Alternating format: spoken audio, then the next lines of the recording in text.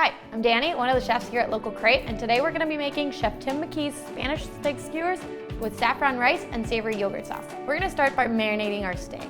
We're going to take a small little bowl and add our saffron, and we're going to let this saffron bloom. And blooming just means that we are going to basically hydrate it so it releases all of its deliciousness. I'm going to add about a tablespoon of warm water. Once you've added the water, you just want to give it a gentle stir to make sure that the whole pile of saffron is dunked into the water, and set it aside. While the saffron is blooming, we're gonna zest the lemon, and I'm just gonna take a microplane or a small grater, and you wanna get all of the zest out, and then you're gonna cut that lemon in half and juice it. Good way to squeeze a lemon is if you stick a fork right in the middle of it. Next, I'm gonna remove the steak from the package, rinse and pat it dry. Transfer it over to a cutting board, and we're gonna cut it into 1/4 inch slices against the grain. You wanna get from 6 to 8 slices of steak from each piece.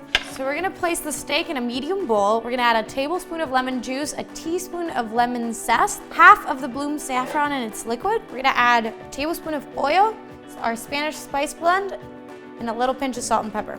Use your hands to incorporate it really well. Make sure you get a little bit of all of those flavors over every single piece. Now we're gonna set the steak aside and let it marinate for about 20 minutes. You can leave it out in the counter if it's gonna be 20 minutes. If it's gonna be a little bit longer, no problem, just leave it in the fridge. Now we're gonna make the saffron rice. We're gonna take a medium pot, add our rice, pinch of salt, pinch of pepper, the rest of our saffron, and 1 cup and 1/4 of water. Give this a good stir, put it on the stove over a medium heat until it comes up to a simmer. Then you're gonna reduce the heat to low, cover and cook for 15 to 20 minutes until the rice is fully cooked. While the rice is cooking, we're gonna start making the yogurt sauce. So we're gonna start by mincing or grating the garlic, and the best way to do that is to take the back of the knife and smash it so that you create a flat surface. And once you have that flat surface, it's a lot easier to mince. So I'm gonna take my yogurt, I'm gonna add the remaining lemon juice, 2 tablespoons of oil, a teaspoon of lemon zest, the garlic, and a little pinch of salt and pepper.